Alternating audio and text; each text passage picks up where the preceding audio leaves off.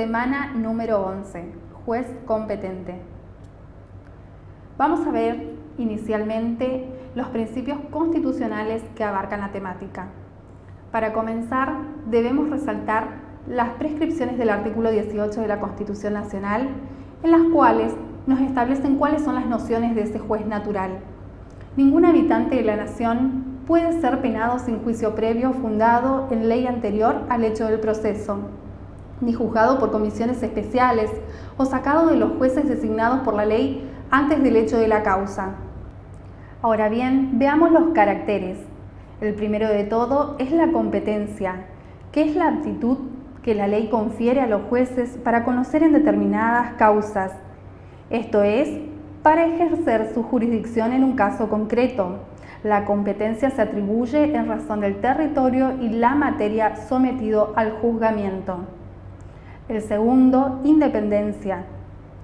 Esta es la condición del magistrado que implica que no se encuentra subordinado a ninguna de las partes del proceso, ya sea el imputado, el querellante o el fiscal. La imparcialidad es el tercer de los caracteres y perfila al juzgador como un verdadero tercero neutral, es decir, que va a decidir conforme a la objetividad en el proceso. Por último, el juez debe ser anterior establecido por ley. Este último carácter significa que el juez tiene que haber sido establecido previamente al hecho que motiva el proceso de acuerdo al mecanismo constitucional o legal. Sin embargo, debemos resaltar que las omisiones pueden acarrear determinadas nulidades y asimismo, si estos actos fueren ejecutados por otros tribunales o jueces de carácter superior, puede encontrarse una determinada subsanación.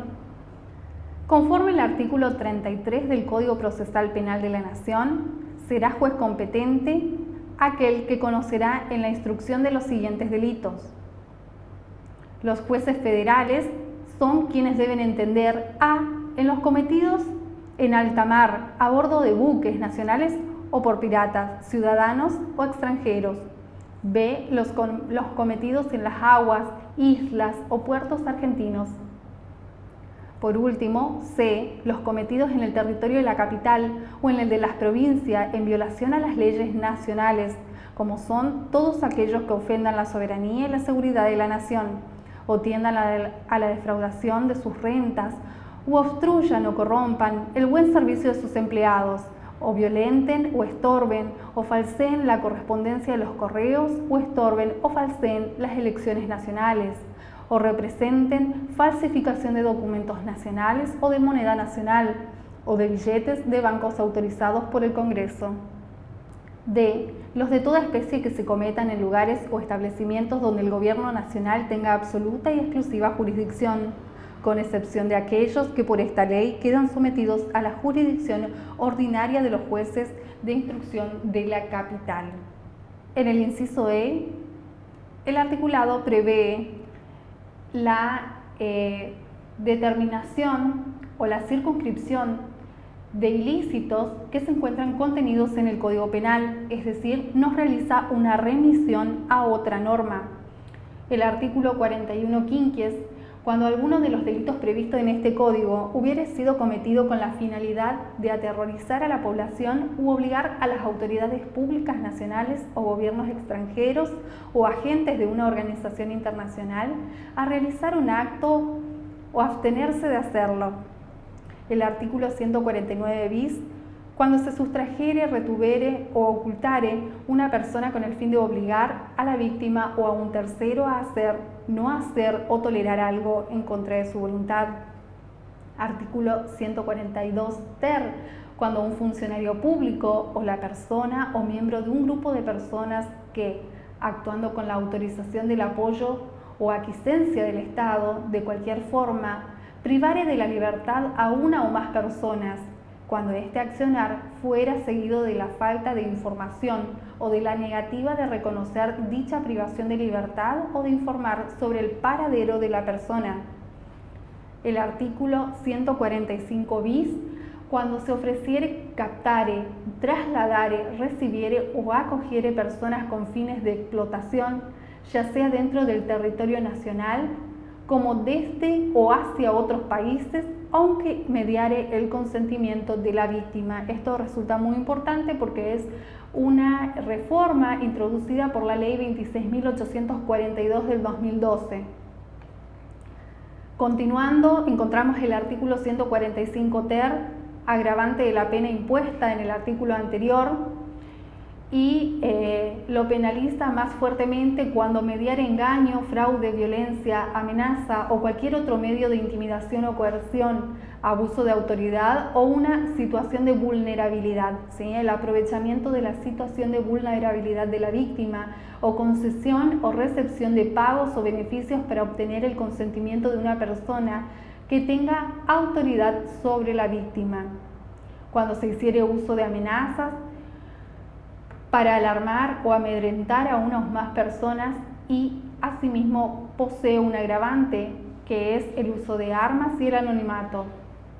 A continuación, el artículo 149 ter, que trata cuando se hiciere uso de amenazas para alarmar o amedrentar a una o más personas con uso de arma de fuego o anonimato, si las amenazas tuvieran como propósito la obtención de alguna medida o concesión por parte de cualquier miembro de los poderes públicos, si las amenazas tuvieran como propósito el de compeler a una persona a hacer abandono del país, de una provincia o de los lugares de su residencia habitual o de trabajo.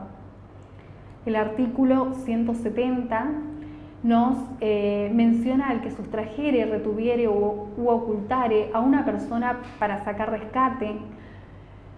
El artículo 189 bis pena al que con el fin de contribuir a la comisión de delitos contra la seguridad común o causar daños a las máquinas o a la elaboración de productos adquiriere, fabricare, suministrare, sustrajere o tuviere en su poder bombas, materiales o aparatos capaces de liberar energía nuclear, materiales radioactivos o sustancias nucleares, o sus desechos, isótopos radioactivos, materiales explosivos, inflamables, asfixiantes, tóxicos o biológicamente peligrosos, o sustancias o materiales destinados a su preparación.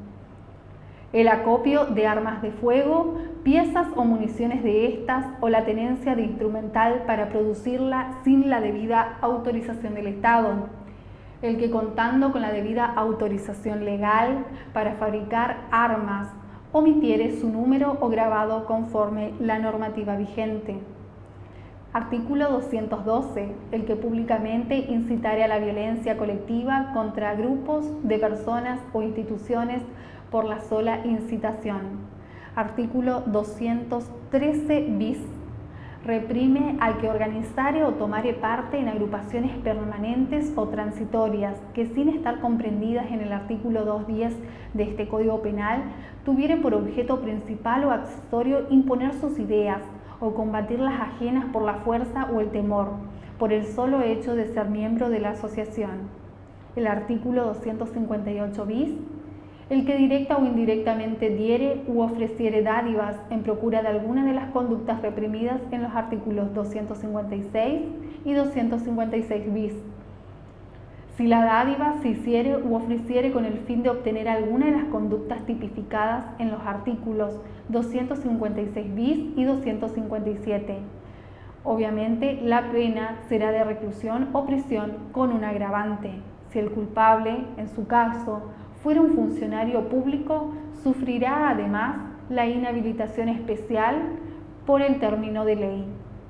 Ahora bien, el artículo 306 señala al que directa o indirectamente recolectare o proveyere bienes o dineros con la intención de que se utilicen o a sabienda de que serán utilizados en todo o en parte, a. para financiar la comisión de un delito con la finalidad establecida en el artículo 41 quinques, b. a una organización que cometa o intente cometer delitos con la finalidad establecida en el artículo 41 quinques, y c. a un individuo que cometa, intente cometer o participe de cualquier modo en la comisión de delitos con la finalidad establecida en el artículo 49 quinques, que, como decíamos, hace referencia a los delitos que son, digamos, tendientes a obligar a alguna autoridad pública, nacional o gobiernos extranjeros o agentes de una organización internacional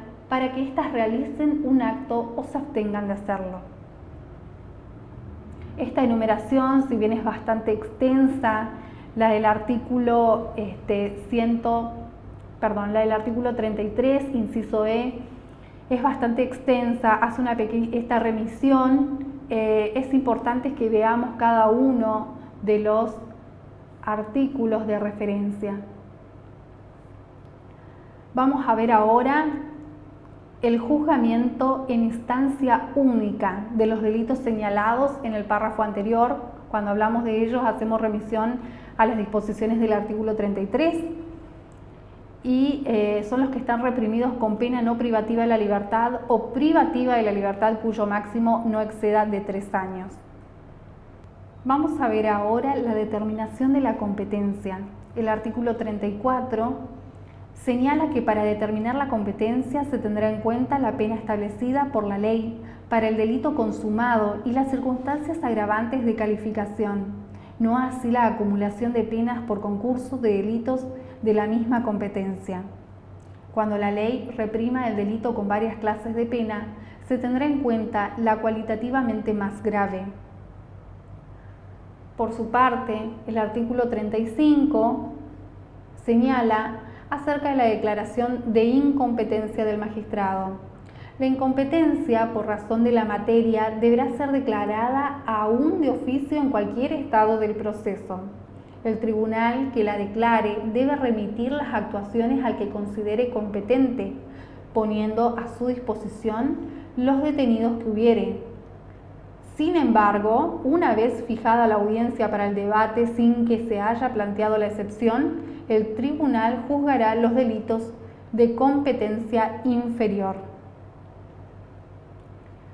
Respecto a las nulidades que puede acarrear las cuestiones de incompetencia, el artículo 36 nos señala que la inobservancia de las reglas para determinar la competencia por razón de la materia producirá la nulidad de los actos, excepto aquellos que no pueden ser repetidos, salvo el caso de que un tribunal de competencia superior haya actuado en una causa atribuida a otro de competencia inferior.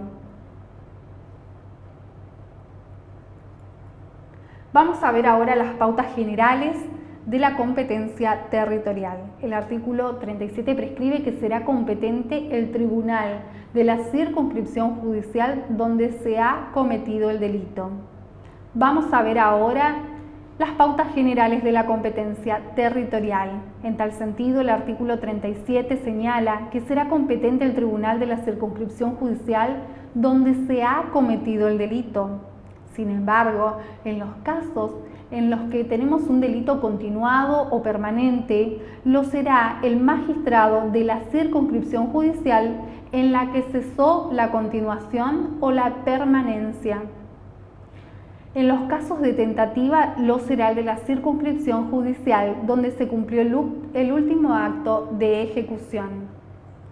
Asimismo, debemos tener presente la regla subsidiaria, que la establece el artículo 38 del Código Procesal Penal, en la cual, conforme las pautas que venimos analizando, señala que si se ignora o se duda acerca de en cuál circunscripción se cometió el delito, será competente el tribunal que prevenga primero en la causa, ¿sí? Es decir, quien haya actuado primeramente en la causa.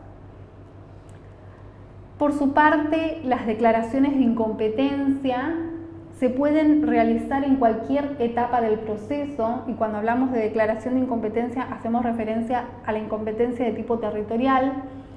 El tribunal que reconozca su incompetencia territorial debe remitir la causa al competente, poniendo a disposición los detenidos que hubiere, sin perjuicio de realizar los actos urgentes de instrucción. Y todo ello a efectos preventivos de poder mantener la indemnidad de la prueba, ¿sí? Es decir, que no se pierdan elementos probatorios que a lo mejor son de vital importancia en la investigación. Vamos a ver ahora la competencia por conexión. Estas cuestiones están contempladas del artículo 41, siguientes y concordantes, en donde nos estipula qué pasa con los casos en donde existe conexidad de hechos, de causas. En tal sentido, el artículo 41 establece que las causas serán conexas en los siguientes casos si: 1. Los delitos imputados han sido cometidos simultáneamente por varias personas reunidas, o aunque fueren en distinto tiempo o lugar, cuando hubiere mediado acuerdo entre ellas. 2. Un delito ha sido cometido para perpetrar o facilitar la comisión de otro, o para procurar al autor o a otra persona su provecho o la impunidad. 3. Si una persona se le imputaren varios delitos. Ante estas circunstancias tenemos determinadas reglas generales de conexión, y son cuando se susciten causas conexas y se encuentre en duda acerca de cuál es el juez que debe intervenir, cuando las causas son por delitos de acción pública y jurisdicción nacional. Aquellas se acumularán y el tribunal competente será ¿quién? 1. Aquel a quien corresponda el delito más grave, ¿sí? A quien corresponda analizar el delito más gravemente penado. 2. Si los delitos estuvieran reprimidos con la misma pena, el competente para juzgar el delito primeramente cometido. 3. Si los delitos fueren simultáneos o no constare debidamente cuál se cometió primero, el que haya procedido a la detención efectiva del imputado o en su caso quien haya prevenido. 4. Si no pudieran aplicarse estas normas, el tribunal debe resolver las cuestiones de competencia y deberá tener en cuenta la mejor y la más pronta administración de justicia. La acumulación de las causas no obstará a que se puedan tramitar por separado distinto tipo de actuaciones sumariales.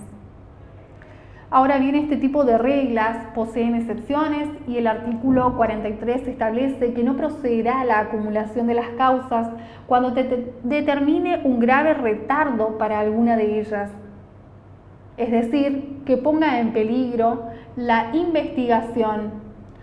Aunque en todos los procesos deberá intervenir siempre un solo tribunal, de acuerdo con las reglas del artículo anterior, si correspondiere unificar las penas, el tribunal lo hará al dictar la sentencia como última medida.